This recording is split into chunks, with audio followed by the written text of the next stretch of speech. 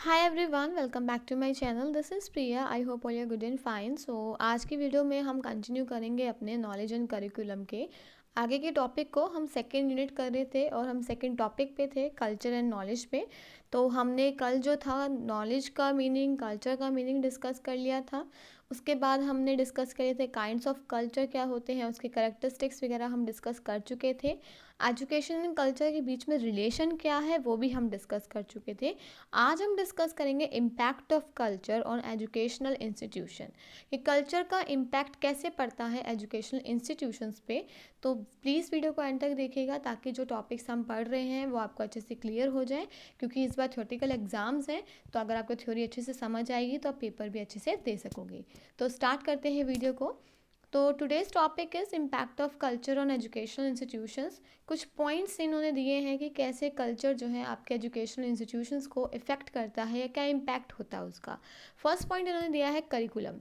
Curriculum क्या होता है? जितनी भी एक्टिविटीज़ आपके स्कूल में होती हैं, आपकी पढ़ाई से लेकर आपके खेल कूद, वो सब क्या आता है? करिकुलम के अंडर आता है।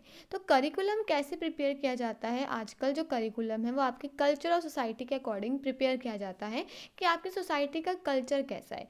जो भी सिस्टम होता है एजुकेशन का, वो ट्राई करता है कि जो भी सोसाइटी का कल्चर है या जो नीड्स हैं वो आपको समझाई जाए, आपको पता चल सके कि क्या प्रिवेल कर रहा है आपकी सोसाइटी में। तो ऐसे इम्पैक्ट करता है आपका कल्चर एजुकेशन को। सेकंड है methods of teachings. Methods of teachings कैसे करती हैं कि कल्चर्स और मेथड ऑफ टीचिंग जो है वो इंटरडिपेंडेंट होती हैं, एक दूसरे के साथ चलती हैं। जैसे जैसे आपका पैटर्न चेंज होगा आपके कल्चर्स का, आपके जो मेथड्स है टीचिंग के वो भी चेंज होते हैं। जैसे एशियन टाइम में हमने पढ़ा था कि टीचर सेंटर्ड होते थे, जहाँ पे टीचर्स ही अपना फोर्सफुली स्टूडेंट्स को पढ़ाने की कोशिश करते थे, या जितनी नॉलेज उनके पास होती थी वही वो ट्रांसमिट करते थे। बट अब कैसा है, अब स्टूडेंट सेंटर्ड हो चुका है। टीचर क्या करते हैं, उनके नीड्स अकॉर्डिंग टू, उसकी नीड्स के अकॉर्डिंग, उनके इंटरेस्ट के अकॉर्डिंग, उनके एटीट्यूड और कल्चर के अकॉर्डिंग क्या करते हैं, उनको पढ़ाते हैं या अपना मेथड ऑफ टीचिंग चेंज करते हैं। ठीक है। So in this way education is a method of preparing child for the future. मतलब आप चाइल्ड को फ्यूचर के लिए प्रिपेयर करते हैं। तो इस तरह से क्या है, भी हम कह सकते हैं कि कल्चरल एंड सोशल कंडीशंस क्या करती हैं, जनरेट करती हैं methods and techniques of teaching को इन अ पावरफुल मैनर में। थर्ड आपका पॉइंट है डिसिप्लिन। कल्चरल वैल्यूज इन्फ्लुएंस करती हैं कंसेप्ट ऑफ डिसिप्लिन को। कैसे कि present cultural pattern of thinking and living are directly link to our concept of discipline where the democratic values are accepted all over the world. मतलब जो disciplines हैं, जो present cultural pattern हम चल रहा है अब हमारे सोचने का, हमारे रहने का, वो डायरेक्टली लिंक करता है आपके प्रिंसिपल्स और कंसेप्ट ऑफ डिसिप्लिन से। जहाँ पे हमारी डेमोक्रेटिक वैल्यूज़ जो होती हैं उसको एक्सेप्ट किया जाता है कि सबको हर किसी को कुछ ना कुछ बोलने की या किसी को कुछ भी बोलने की आज़ादी है। डेमोक्रेटिक कंट्री चल रही है हमारी, तो एज अ डेमोक्रेटिक वैल्यूज़ जो होती हैं वो एक्सेप्ट की जाती हैं। नेक्स्ट पॉइंट आपका है टेक्स्ट बुक्स। टेक्स्ट बुक्स क्या होती है? करिकुलम जो है आपका टेक्स्ट बुक के अकॉर्डिंग बनाया जाता है या कंटेंट होता है उसमें। टेक्स्ट बुक्स आपकी लिखी जाती है अकॉर्डिंग टू द करिकुलम जो हमने फॉर्मुलेट किया है या डिटरमाइन किया है। और उन्हीं टेक्स्ट बुक्स को आजकल प्रेफरेंस दी जाती है जिसमें आपको आपके कल्चर के बारे में पढ़ाया जाए, आपके हेरिटेज के बारे में आपको डिस्क्राइब किया जाए और आपको वैल्यूज़ दी जाए, आपको आइडियाज़ दिया जाए कि कैसे आपका जो ट्रेडिशन था वो कैसे चलता आ रहा है। ठीक है। Next, a teacher. Each individual teacher is imbibed with the cultural values and ideals of the society in which he or she happens to be an integral member। कि जो टीचर्स होते हैं वो भी किसी ना किसी सोसाइटी में रहते हैं, किसी ना किसी सोसाइटी के मेंबर्स होते हैं, उनके अंदर भी कल्चरल वैल्यूज़ एंड आइडियाज़ होती हैं। तो only such teachers achieve this mission successfully. तो वही टीचर क्या कर सकते हैं, अपने मिशन को सक्सेसफुली अचीव कर सकते हैं कि जिन्हें पता है कि सोसाइटी में कैसे पैटर्न चल रहा है, क्या चल रहा है, कैसे हमें उनको एडजस्ट करना है, सोसाइटी में रहना है, कौन सी वैल्यूज़ गेन करनी है, कौन सी बिलीव्स को मानना है, कौन सी मॉरल वैल्यूज़ उनको देनी है। तो ये क्या है कि आपका जो कल्चर है वो अफेक्ट करता है आपके एजुकेशनल पैटर्न्स को। स्कूल एक मिनिएचर है सोसाइटी के। स्कूल के अंदर आप एक मिनी सोसाइटी देखते हैं, क्योंकि हर तरह के बच्चे वहाँ आते हैं, हर बैकग्राउंड से आते हैं। कोई दूसरे बैकग्राउंड से आता है, कोई दूसरे रिलीजन से आता है, डिफरेंट डिफरेंट भाषाएं बोलते हैं बच्चे, हैं डिफरेंट डिफरेंट उनके रहने का तरीका होता है। तो आपका स्कूल एक तरह से एक मिनिएचर होता है सोसाइटी का। The total activities and programmes of a schools are organised according to the cultural ideas and values of the society. जितनी भी आपके एक्टिविटीज़ एंड प्रोग्राम्स होते हैं स्कूल में वो आपकी सोसाइटी के कल्चर आइडियाज़ के अकॉर्डिंग ही बनाए जाते हैं। ठीक है। सो स्कूल क्या हो गया, एक सेंटर पॉइंट हो गया प्रमोट करने का, मोल्ड करने का, या फिर जो भी आपकी पैटर्न चलते आ रहे हैं, कल्चरल चलता आ रहा है, उसको वो रिफॉर्म करते हैं या उसको मोल्ड करते हैं। तो ये क्या था कि कल्चर का इम्पैक्ट क्या पड़ता है आपके एजुकेशन पे। अब हम डिस्कस करेंगे कि एजुकेशन का इम्पैक्ट क्या है आपके कल्चर पे। कंफ्यूज नहीं होना, पहला था कि कैसे कल्चर आपके एजुकेशन को इफेक्ट कर रहा है या इम्पैक्ट डाल रहा है।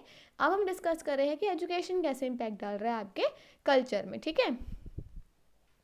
देखिए, जैसे कल्चर इन्फ्लुएंस करता है एजुकेशन को, वैसे एजुकेशन भी करता है। अब फर्स्ट है जैसे preservation of culture. Every country has a distinct culture of its own, कि हर कंट्री का डिफरेंट डिफरेंट कल्चर होता है, आपको पता है।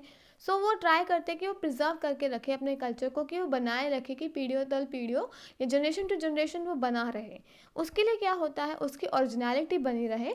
तो एजुकेशन क्या करता है, एक बहुत इंपॉर्टेंट पार्ट उसमें प्ले करता है, क्योंकि जैसे आपका कल्चर चल रहा है, आप जिस सोसाइटी में रह रहे हैं, जैसे जैसे जनरेशन्स आती है, आप उनको उसके बारे में बताते हैं, नॉलेज देते हैं, फिर वो आगे ट्रांसफ़र करते हैं, जिससे कि आपका जो कल्चर है वो बना रहे, उसकी ओरिजिनलिटी बनी रहे, और जितने भी टास्क आप कर चाहते हैं वो आप अकम्प्लिश कर सकें। सो दस एजुकेशन प्रिजर्व करता है आपके कल्चर ऑफ अ सोसाइटी को, ठीक है। नेक्स्ट है ट्रांसमिशन ऑफ कल्चर। ये हम बहुत बार पढ़ चुके हैं कि जो प्रिजर्वेशन ऑफ प्रोसेस है वो कैसे शुरू होगा, ट्रांसमिशन से, कि आपको पता है, आपने दूसरी जनरेशन को दिया, जनरेशन इसको पास ऑन किया, तो इससे क्या हुआ, आपका एजुकेशन से क्या किया, आपने अपने कल्चर को प्रिजर्व किया, जिससे कि जो हमारा कल्चर है वो ट्रांसफ़र हुआ, उसकी वैल्यूज़ ट्रांसफ़र की हमने, आइडल्स ट्रांसफ़र किए यंग पर्सनस के अंदर, ठीक है, और जितने भी मेम्बर्स हैं आपकी सोसाइटी में। थर्ड है आपका डेवलपमेंट ऑफ कल्चर। कल्चर का डेवलपमेंट कैसे होगा, जब आपको एजुकेशन होगी, आपको नॉलेज होगी, आपको उसके बारे में पता होगा कि हमें कौन कौन से और प्रोग्रेस करने चाहिए अपनी सोसाइटी में, हमें क्या क्या और मॉडिफिकेशन करनी चाहिए ताकि हमारी सोसाइटी और इन्हेंस हो, या जो भी कल्चरल वैल्यूज़ है वो अच्छे से सबको समझ आए, कोई इसका नेगेटिव वे ना हो। तो ये सब किससे कर सकोगे, जब आपको उस कल्चर की नॉलेज होगी। तो इससे क्या होगा, नॉलेज कब होगी, जब आप एजुकेशन गेन करेंगे। तो एजुकेशन क्या करती है, आपको हेल्प करती है इन सब चीज़ों में, ठीक है। नेक्स्ट है continuity of culture. Continuity of culture क्या है, कल्चर एक लाइफ ब्रेथ ऑफ सोसाइटी है, कि वो लाइफ टाइम चलता है, without which a society is bound to decay. उसके बिना सोसाइटी आपकी बिल्कुल भी नहीं चल सकती है। तो एजुकेशन क्या करता है, अपहोल्ड करता है कंटिन्यूटी की, कंटिन्यूटी बनाने में हेल्प करता है, कि जो आपका कल्चर है वो थ्रू आउट द लाइफ चल सके, थ्रू वेरियस एक्टिविटीज़ के थ्रू, या कोई प्रोग्राम्स आप अरेंज करा देते हो, ताकि जो सोसाइटी में मेम्बर्स हैं उनको पता चल सके कि उनका ट्रेडिशन कैसा था और कैसे वो यहाँ तक पहुँचे हैं, ठीक है। A society established schools to preserve and transmit its culture to the coming generation. कैसे वो उसको बना के रखेंगे, कि स्कूल्स बनाते हैं, सोसाइटी इस्टेब्लिश करती है स्कूल्स को, ताकि उनके कल्चर्स को पढ़ाया जाए स्कूलों में, चिल्ड्रंस को मोटिवेट किया जाए कि वो लर्न करें, ज़्यादा से ज़्यादा अपने कल्चर के बारे में जानने की कोशिश करें, ठीक है, इस तरह के। नेक्स्ट है डेवलपमेंट ऑफ पर्सनालिटी। पर्सनालिटी का डेवलपमेंट कैसे होता है, education aims at developing the personality of a child. Education से क्या होता है कि पर्सनालिटी डेवलप होती है, आपका बोलने का तरीका, आपका चलने का तरीका, अगर आप एजुकेटेड है, आप देखेंगे कितना डिफरेंट हो जाता है, और वो आपकी पर्सनालिटी को भी डिस्क्राइब करता है। तो उसका क्या है, उससे क्या होता है, एजुकेशन से आपकी पर्सनालिटी भी डेवलप्ड होती है। It employs diverse cultural pattern of thinking, behaviour, cultural values, so that children are physically, mentally, morally, socially and intellectually develop. मतलब कि इससे क्या होता है, एजुकेशन से जो भी आपकी कल्चरल वैल्यूज़ हैं, ये कल्चर डिफरेंट डिफरेंट कल्चर्स है, उसको आप मेंटली, सोशली, फिजिकली जानने की कोशिश करते हैं, आपका बिहेवियर चेंज होता है, आपकी थिंकिंग पावर इन्हेंस होती है, आप इंटेलेक्चुअली डेवलप होते हैं सोसाइटी के बारे में, ठीक है। नेक्स्ट है आपका removal of cultural lag. Cultural lag मैंने आपको बताया था, difference between material and non material जो आपका कल्चर होता है, तो रिमूवल में हेल्प करता है कि while material culture develop at a faster speed due to scientific and technological invention, non material culture जो है आपका डेवलप नहीं हो पा रहा। तो इन सबको वो रिमूव करने में एजुकेशन आपकी हेल्प करता है। मटेरियल जैसे कि आपका नॉलेज हो गया, साइंटिफिक टेक्नोलॉजिकल इन्वेंशंस होगी, नॉन मटेरियल जैसे कि आपका एटीट्यूड्स, बिलीव्स।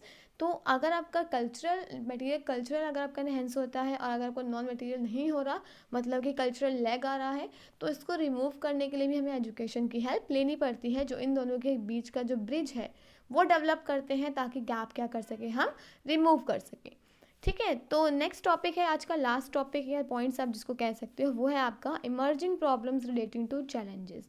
अब क्या क्या चैलेंजेस आपको फेस करने पड़ते हैं, कौन कौन सी प्रॉब्लम्स आती हैं। फर्स्ट है आपका the inability to recognise and articulate complied और highly intuitive competency.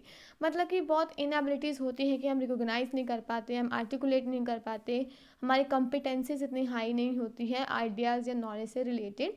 Geography difference मतलब ज्योग्राफी और डिस्टेंस होता है, एक नेशन से दूसरे नेशन का डिफरेंस होता है, जिससे हम दूसरे के कल्चर को नहीं जान पाते हैं। अगर कल्चर हम जानते हैं तो हमें सीखने में प्रॉब्लम आती है।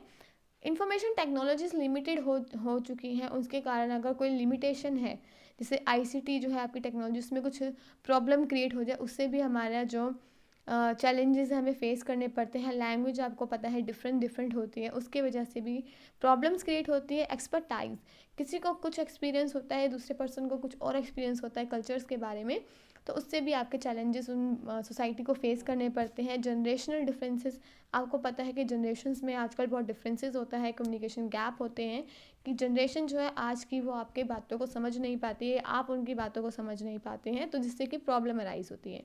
ठीक है, सो बहुत सारे पॉइंट्स हैं, 1 to 18 पॉइंट्स हैं, आप इनको अच्छे से कर लीजिएगा। जैसे मिसकंसेप्शन कर लेते हैं, कोई इन्फॉर्मेशन आपने दी है तो उनको गलत तरीके से मिलती है, वो कुछ और समझ जाते हैं, फॉल्टी इन्फॉर्मेशन उनको मिल जाती है। मोटिवेशनल इश्यूज़ बन जाते हैं कई बार, कल्चर्स को लेके ट्रस्ट नहीं हो पाता या कैपेबिलिटी नहीं होती कि आप उनको समझ सकें। ये था आज का टॉपिक। आज हमने impact of culture on education और इम्पैक्ट ऑफ एजुकेशन और कल्चर को डिस्कस किया, और हमने डिस्कस किया कि कौन कौन सी प्रॉब्लम हमें फेस करनी पड़ती है। आई होप आपको ये टॉपिक अच्छे से समझ आ गए होंगे। आगे हम और फर्दर जो यूनिट्स हैं हमारी 3rd and 4th रह गई हैं, उनको डिस्कस करेंगे और क्वेश्चंस भी डिस्कस करेंगे, इस यूनिट से आपके कौन कौन से क्वेश्चंस बन के आ सकते हैं। तो अगर आपको वीडियो अच्छी लगी हो, टॉपिक्स अच्छे से समझ आए हो, तो प्लीज़ वीडियो को लाइक शेयर सब्सक्राइब ज़रूर कीजिएगा, ताकि मुझे भी मोटिवेशन मिलता रहे आगे वीडियोस बनाने का। Thank you, have a good day.